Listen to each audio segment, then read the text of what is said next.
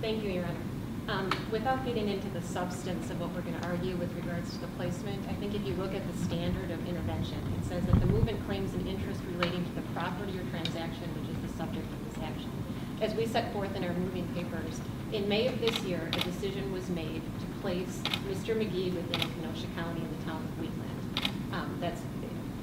We have an interest in that placement, in that if you look at the statute in 980, there's certain requirements that have to be met with regards to the county of intended placement. You need to consult with law enforcement, you need to consult with the victim witness court, all these things that have to be done. Once Kenosha County was named as the county of intended placement, we became an interested party in this action. And I think that when you look at that standard for intervention, we clearly have an interest in the transaction, which is now the subject of this proceeding.